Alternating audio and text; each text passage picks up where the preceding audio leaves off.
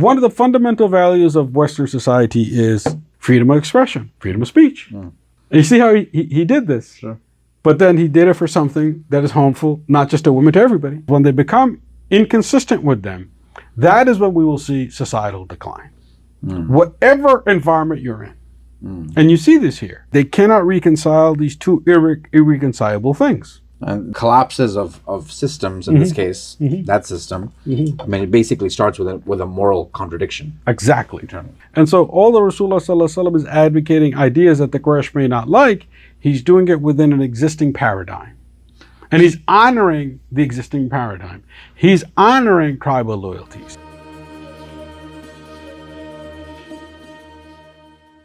Bismillah ar-Rahman ar-Rahim. Alhamdulillah Rabbil Alameen. Wassalatu wassalamu ala Rasulihil Kareem. Assalamu alaikum wa rahmatullah. My name is Sajjad. Welcome to another session on the Criterion Concepts Seerah Podcast. With us we have, of course, Assad Koshul, our founder. Every system has values until those values get in the way. In the moment from the Seerah that we're going to be talking about today, we're not seeing open war yet, but we're seeing internal contradictions that have built up until now. Quraysh, the guardians of honor and kinship and all of the values of the pre-Islamic times, they are asking a man, Abū Ṭālib, to betray both. And Umar ibn al-Khattab, who's still not yet a Muslim, radiallahu anh, he sees the problems, he sees the internal contradictions, he sees the fault lines. So we're going to walk through this episode today, and we're going to we're going to talk about the fractures of this system as it loses its moral grip in the face of the message that the Prophet ﷺ was articulating and the growing followership that started to swell and test the limits of Quraysh's hold on power. Assad, you want to take us through some of the main salient points here? Okay, inshallah. So thank you very much, Sajjad. It's great to be with you again. So here in this clip, scene 10, Umar radiallahu anhu is with his brother Zayd, and they're not radiallahu anhu yet, and Iyash, who's also related to Abu Jahl.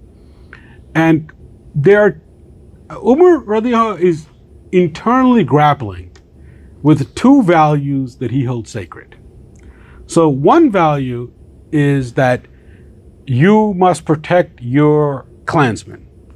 And he sees the demand that the Quraysh leadership has placed on Abū Ṭālib as a violation of that demand. Abū Ṭālib is protecting one of his clanspeople who is also his nephew, but that nephew again has not committed any capital offenses. He has not committed any crimes. He has not violated any norm. Again, the capital offense would be murder or highway robbery. Muhammad Sallallahu Alaihi Wasallam has not done that. And he has not committed any type of crime according to their moral code. No or their open social call to... Exactly. What Umar is grappling with is, this is a very unfair request that Quraysh leadership have made of Abū Ṭālib, because that goes against their existing social norms. But then also Umar sees that, let's call it the emerging Muslim community, and how it is destabilizing Qurayshi society as a problem. And he's trying to reconcile these. So what we're looking at here is a situation in when, one, he is actually extending respect to Abū Ṭālib for not violating a very fundamental protocol of their existing society, which is not giving up something. Not giving up Muhammad Sallallahu Alaihi Wasallam to the Quraysh, not abandoning a clan member. Okay? Because again, you can turn him over if he has done something illegal, which he hasn't. So the way that Umar radiallahu understands that, he articulates this to Zayd and Iyash, is that would mean that the moral values and the kindred ties which we claim are so sacred in our society, you're asking this clan leader to violate. Right. That he can't reconcile that. Right. He says, here we are, we talk about Quraysh values, how we are guardians of the Kaaba, how we are an honorable people, how we honor our word. But here you're asking a person to go directly against those values. This is what the internal contradiction. So he's against Rasulullah sallallahu alaihi wasallam because Rasulullah sallallahu alaihi wasallam's message is causing change in the society, which he is not a supporter of yet. But he's also against the Quraysh for asking Abū Ṭālib to violate one of their most sacred, non-negotiable norms. So the question here is honor and kinship. Can you uphold both under these pressures? Exactly. Basically, when people fear the truth, right, they tend to turn to procedure, right, because there are known procedures, and you can sort of ignore the problem of what's staring you in the face at that point, which is the truth, and you can just say, let's just sort of bury it in process, right? Yes. That happens even in corporate America or in government. We see that a lot. You've got an issue facing you, and you just sort of put it in a process, and you deal with it when it surfaces. So the Quraysh elders, they obviously came with the rules, the codes, the arguments, all to mask the discomfort of seeing their order unravel. But Umar radiallahu anh, he's not hiding back. He's not taking refuge in the rhetoric, right? He's confronting the moment for what it was, the contradictions. So one voice and one refusal. So help us make sense of this. Let's turn to some questions. Maybe unpack a little bit of Quraysh's hypocrisy here. Political power overrules moral codes. Exactly. So, I mean, in the modern term, we would say political expediency.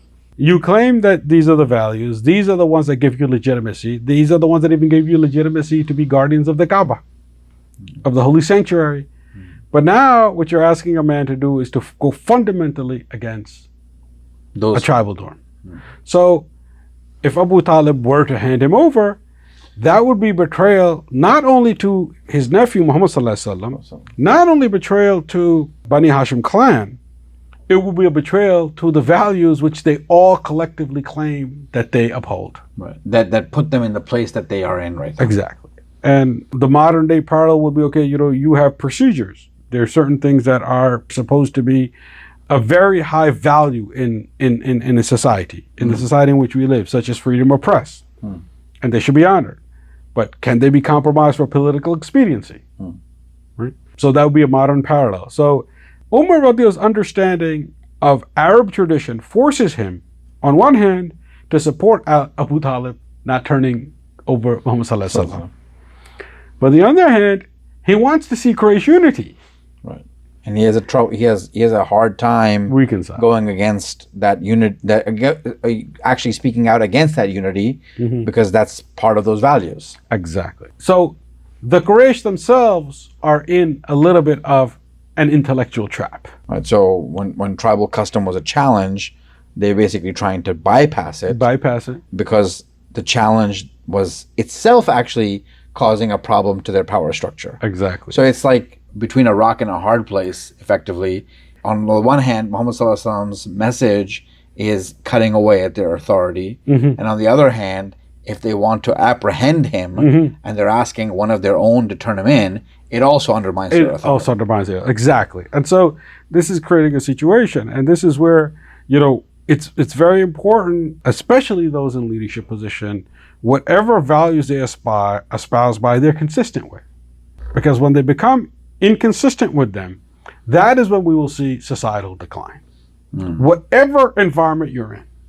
And you see this here. They cannot reconcile these two irreconcilable things. And collapses of systems, in this case, that system, I mean, it basically starts with a moral contradiction. Exactly. Internal. And let's just say the hawks within the Quraysh, which are Abu Jahl, okay, Walid ibn Mughira, and those, they're like, look, let's just violate our own code of honor, our own value system. Because if we don't violate it, that's cutting away at our authority anyway. Exactly. And yet, people like Utbah ibn Rabi'ah and others, and even some in the younger generation, like Umar, are like, wait a second, no, you can't do this.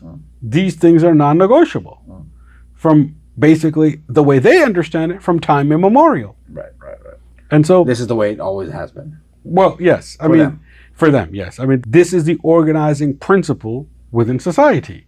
And once you take organizing principles which cause stability to society, you begin to compromise them, then you set off a bunch of cascading events, which can be extremely detrimental. This is where they find themselves in this position. And And it should be said that, this is where Rasulullah sallallahu alaihi wasallam, his ability to strategize is on display here. So he's able to take... diplomatic cover, right? How he's able to, in model terms. He is acting within the norms of the society in which he's operating, although he's bringing very new ideas. Right. And so, is he causing some ripples? Yes. But Rasulullah sallallahu alaihi wasallam is extremely composed. He's still Sadiq al-Amin. He's still, him and his followers are very composed, right? They're not rash, They don't act and then think. We talked about this in a previous session. Exactly. They were told to be patient, bear it. Exactly. There are great things coming. Yeah. And so all the Rasulullah sallallahu alaihi wasallam is advocating ideas that the Quraysh may not like, he's doing it within an existing paradigm. And he's honoring the existing paradigm. He's honoring tribal loyalties. Again and again, we see this on the Seerah where he honors tribal links. Right. So, we'll turn to Umar radiallahu anhu in a second. But, for Quraysh, when their honor was being threatened, they're actually becoming hypocritical. Exactly. Right. So that means that the honor is not really worth much anyway, because you're turning to hypocrisy. This is where, let's just say, the more hardcore members of the opposition are this is where they're steering them. They're actually accelerating collapse. Right. So let's talk about Umar radiallahu anh for a few minutes. Remarkable amount of integrity that he's showing, because he just wants to be consistent. Yes. Right? And even though he wants to be with the group, he's also seeing that when the group is going in a direction that does not remain consistent with what the values that the group supposedly espouses, he's maintaining a very independent, attitude, and he's saying, no, I'm not going to go that way. Yeah. Because they're wrong. They should be going this way. Yes. No, it's very clear. Umar radiallahu anhu is an independent thinker. But he's also very loyal to the Quraysh. And he says, look, although I disagree with this, and here's my reasons that they're making these demands of Abū Ṭālib to turn over the Prophet sallallahu alaihi wasallam, but I will comply because I will honor the decision made by Darul Nadwa Quraysh headquarters. So this is a very interesting principle that, when you see real executives, even in corporate America or in business, right, they fundamentally understand the difference between independent thinking and loyalty. They actually want independent thinkers. Sure. And they do not see independent thinkers as disloyal. They don't. Right. And what you have is wannabe executives, or, let's call them quasi-executives. So the purpose of this discussion, they inherently see a contradiction between an independent thinker and loyalty. Right. And here you see Umar put this on very effective display. He said, this is what I think. Why would they ask Abū Ṭālib to violate a norm that has been honored for ages? Why? It's unfair to even make that request. Right. Because then, one, you're asking him to turn over his nephew. Two, you ask him to turn over somebody from his own clan. Three, you ask him to go against values. So it's a transgression at 3 levels. Right. And he says, no, this is an unfair request. The request itself is unfair. But then he's like, but I see how the headquarters, I can see that they don't know how to manage this. As we said, that the curriculum is built to teach critical situational analysis and thinking in triangles. You see how Rasulullah sallallahu alaihi wasallam, he's maneuvering in a way that he's creating political space for himself to operate, and he's closing the political space for the Quraysh to operate with the way he's operating. Tremendous amount of moral clarity. And I'm reminded again, we quoted the hadith in a previous session where the Prophet ﷺ is reported to have said, خِيَارَكُمْ فِي الْجَاهِلِيَّةِ خِيَارَكُمْ فِي الْإِسْلَامِ إِذَا فَقِهُ. The best of you in Jahiliyyah will be the best of you in Islam if they understand. And I think, without a doubt, Umar radiallahu anh is one of those people who was the best of them in Jahiliyyah and then became the best of them in Islam because of his penetrating understanding. Yes. And again, and this goes back to, I think we talked about it, maybe 2 lessons ago, but these are thinking people. They're analytical people. Okay, maybe there wasn't an elevator in Mecca at this time. Well, not maybe, there was no elevator in Mecca at this time. but they're thinking analytical people. They are not rash, erratic people. And as we've mentioned, one reason we can't operationalize the seerah is we want to say the Rasulullah Sallallahu Alaihi Wasallam and the companions were very noble and very honest, and all the Quraysh were a bunch of evildoers and erratic. And creating that binary then does not allow us to study the seerah in a deep way, for us to contextualize and contemporize certain events. And that goes back to triangle thinking or triadic logic. Exactly. And so this is where we see. Okay, so Rasulullah Sallallahu Alaihi Wasallam is honoring the norms. Abū Ṭālib is honoring the norms. The Bani Hashim clan is honoring the norms. It's the Quraysh that's saying, well, we want you to violate the norms. Right. Wait a second. Those are your norms. Those are your norms. Right. That you all collectively agreed on and that you have followed for ages. It's important to remember and remind everybody here that at that point in the overall story, Umar radiallahu anhu is actually opposed to what the Prophet sallallahu alaihi wasallam is saying.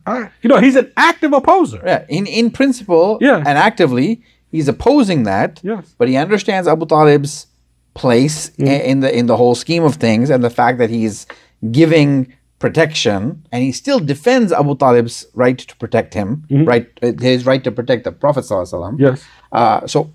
Yes. And he takes it a step further. He honors Abū Ṭālib for extending the protection. Great point here. See, it's not just recognizing that Abū Ṭālib is protecting him. He's honoring him. He's honoring him. He said, no. Abū Ṭālib is honoring our norms by protecting, and the rest of the Quraysh are not. And the rest of the Quraysh are not. Right. So he is magnifying the honor of Abū Ṭālib and his position and Abū Ṭālib's character, okay? And he is seeing the shakiness, if we put it very diplomatically, of the Quraysh position and the shakiness of their request, the inconsistency of what they are demanding of Abū Ṭālib. So not only does he say this, he salutes him, basically. Right. No, if he were to do this, he'd be remembered in our culture to the end of time as the one who turned in his nephew. Right. Out of convenience. So, thematically, we're talking about the main ideas here. When tribal custom was a challenge, they chose to bypass it. Mm-hmm.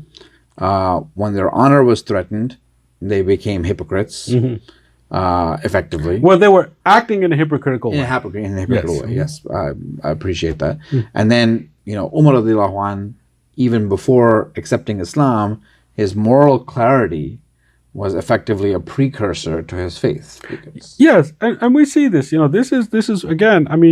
When we sensationalize Umar radiallahu anhu, we want to emphasize, his martial-like personality, his aggressive personality.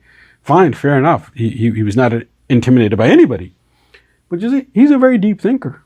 Yes. He understands the society in which he's operating. He understands which norms are sacred. He understands who's honoring those norms. He understands who's being consistent. Right.